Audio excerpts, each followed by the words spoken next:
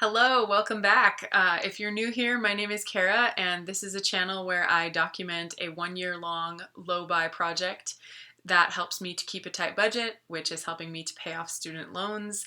I try to use 75% of my net income to pay debt every month. I am close most of the time, so I won't say that I'm perfect, and I have 6 months of experience now.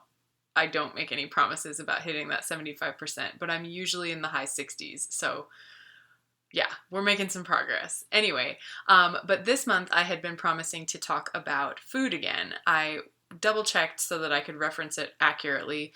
It was in March that I shared a little bit about how I eat and the budget I keep.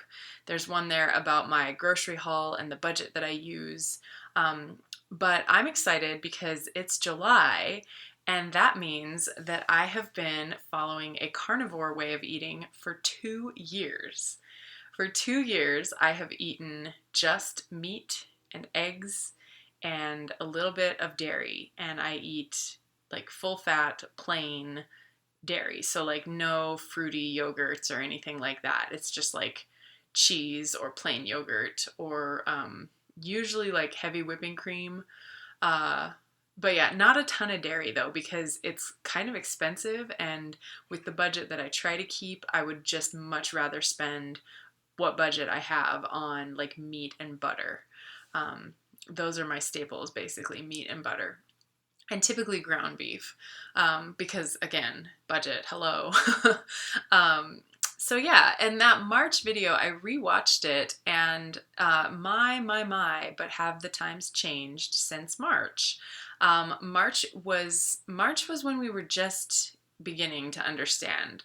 That was when the state of emergency was declared. That was when the pandemic started, and um, at the time, I was able to go to a local meat processor and get everything that I needed for a month all in one go. And I didn't need to call ahead or anything like that. And um, I can still get all of my food there, but there is a delay now. And so, anyway, I'm still trying to eat all local food, but because of the timing of when I learned that, just calling them and saying I'd like 30 pounds of ground beef and 10 steaks. Um, when they told me, sure, that will be ready in 6 weeks, I thought, oh, well, what am I going to eat till then? So, right now I'm not eating local meat, which is sort of a heartbreaker for me because I really loved doing that, and I loved just on principle and on how delicious the meat was.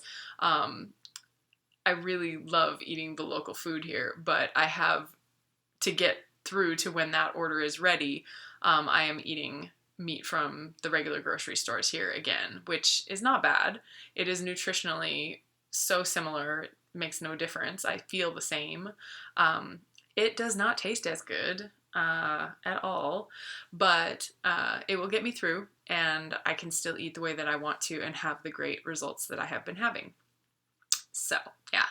I think it was in the grocery haul video I mentioned how I got into eating carnivore, which was basically in June of 2018, having already learned a great deal about nutrition and having already been following what I thought were super healthy ways of eating, and they were for the most part. I fancied myself a paleo diet person, although I did still drink a ton of beer.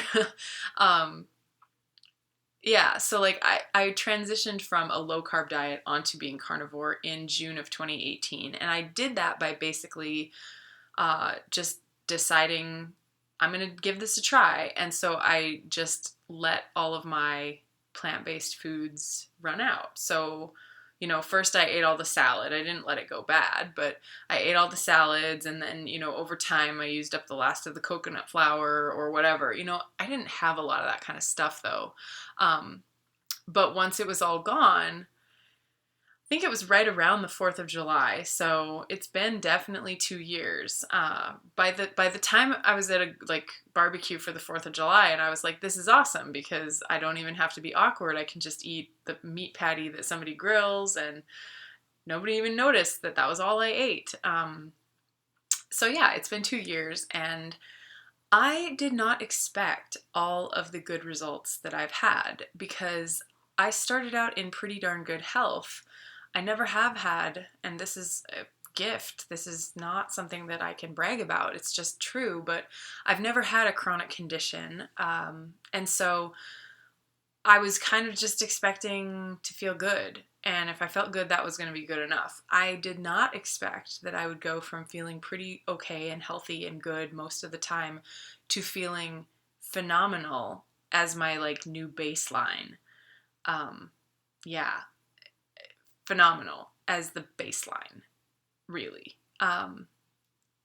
It's been wonderful, and I have absolutely no plans to change because of that more than anything.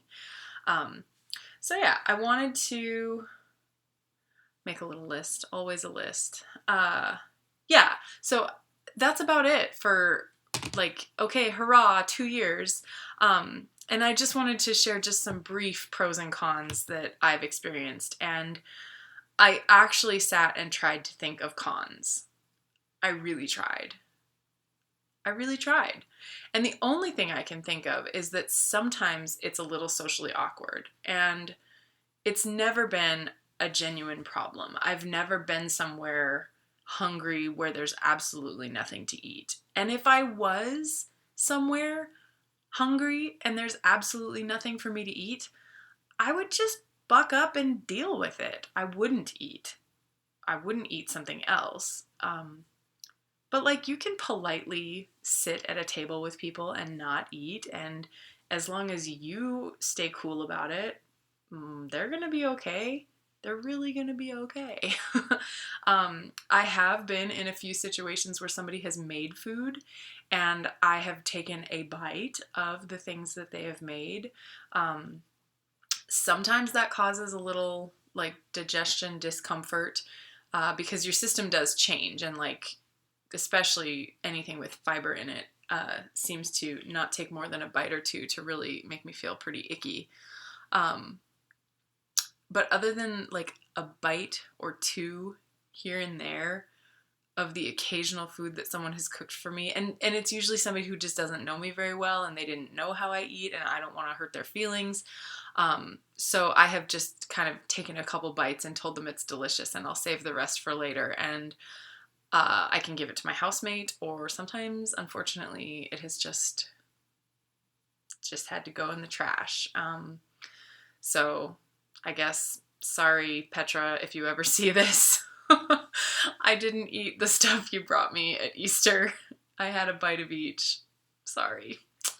Yeah, so like, other than just like very minor social awkwardness, which is only really awkward if you make it awkward. So I have some control over the level of awkwardness, which is a pretty funny thing for me to say because I can be pretty awkward.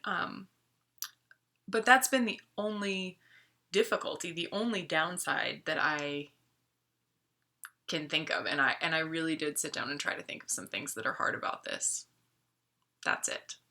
The pros, I could go on and on, along with feeling really, really good all the time.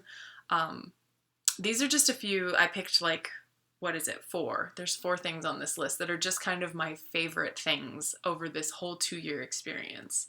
And the first thing is that I just have amazing, steady, relatively high energy all day long, from when I wake up to when I go to sleep.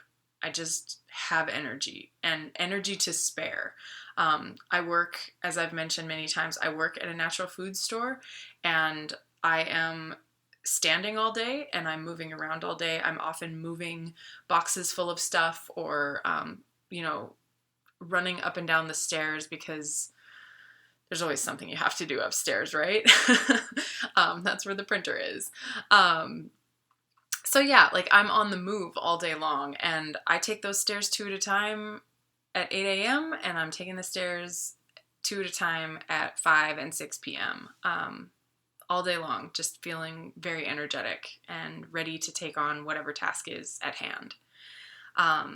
Second favorite thing is I have a very steady and balanced mood, and I just kind of can handle stress and take things in stride and I have more patience, actually. I have a lot more patience, and I just kind of,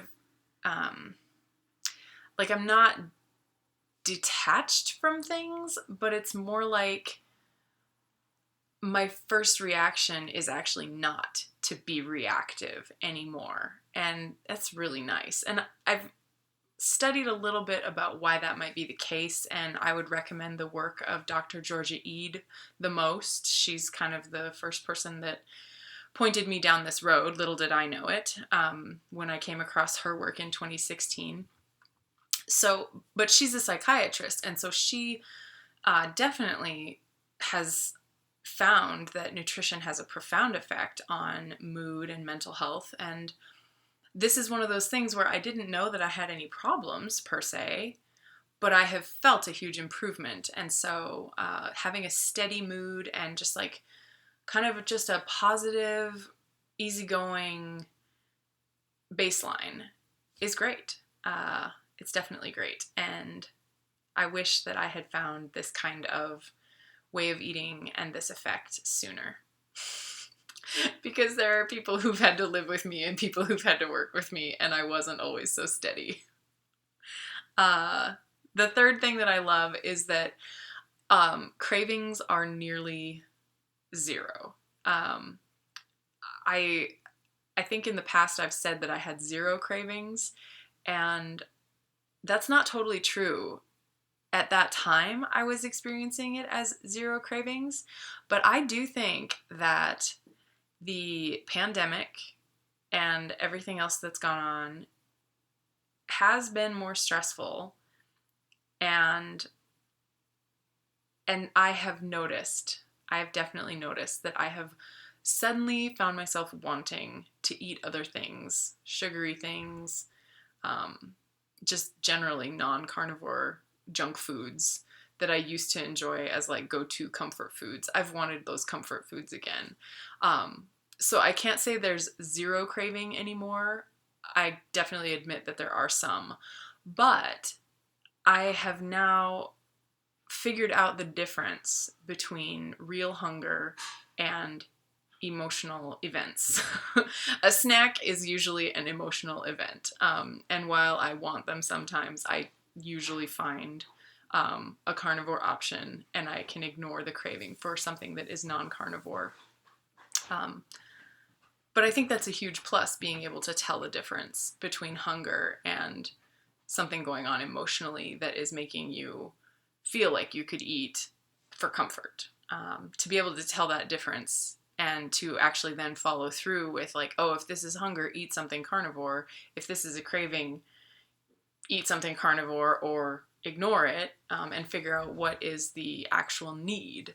Am I anxious? Am I tired? Am I lonely? Like, figuring out that difference instead of just like eating to feel better is a big deal. And then the fourth thing that I love the most, and this could keep me carnivore all by itself, the simplicity of it. My grocery haul is like one time a month, and I'm set for a month most of the time. My grocery list is one item, basically. I walk back to the meat section of a store and I pick out as much of it at the lowest cost that I can do at that time. And yeah, that's how I shop. When I can't go to Woods, it just comes down to like, we're going to get as much ground beef at the lowest price point that I see, and that's what I'm eating. So if you are horrified by that, too bad. Too bad, I feel good. But the simplicity of it is amazing. And then my meal plan is, of course, just make sure something is thought out. I was at the store a couple weeks ago when I realized I would need to buy from the store instead of at Woods. And I came home with several flats of ground beef that were like 3 and 4 pound packages. And I broke those apart into roughly 1 pound portions and wrapped them up and put them in the freezer. And so now I'm getting close to the end of that food, and I'll have to go shop again, which is annoying. It's not quite as simple as it once was. I might have to shop every 3rd week. But I just have to remember every day or two to get out one or two of those portions and make sure that they're thawed by the time that I want to eat. And that's about it. So it's very simple. So anyway, it's 2 years. Those are some pros, and the one con that isn't even that much of a con to being on the carnivore diet. Yeah. In the next video, I think I will be talking about two new to me researchers that I've come across and some of what I've learned from them about nutrition and how to eat. And they are not carnivores. So, you know, I'm a balanced person after all. They are not carnivores, and they have really great information, and they're just interesting as heck. So I'm excited to talk about them. And this is information that's sort of like, if I ever were to be an omnivore again, I would take their advice into consideration very, very much. And if you happen to be an omnivore, you might be able to put this information into play right away, and it would probably be for the best. And then the next week after that, I want to share, I took an online class from the Savory Institute. And yes, this does have to do with carnivore, because the Savory Institute is a wonderful organization helping animal agriculture producers to network together and to follow holistic management methods that are able to make animal agriculture a net carbon sink and to restore soil and build soil instead of, if you don't have enough animals on land, they'll wreck it. You actually need a lot of them, and you need to move them in ways that mimic the way herds of animals naturally would have moved when the land was full of its original animal inhabitants. Unfortunately, now in much of this continent and around the world, grasslands are not populated by their native species. And so actually, if we want those landscapes to stay healthy, we need to make our cattle mimic the way herds of bison acted, per se. So anyway, I took this online class from them, and it was really enlightening and fun. And in it, there was this financial component that I hadn't expected, and it was really interesting. And so I have been sort of thinking about that and how it's useful to me as a person who's pretty conscious about finances, and how I am partly incorporating it. So a little bit that ties carnivore and the budgeting world together for me. And so that's what we're going to do in July. And at the end of the month, I will share how the low buy is going and what I managed to pay on my loans this month. So thanks. I will see you in a week.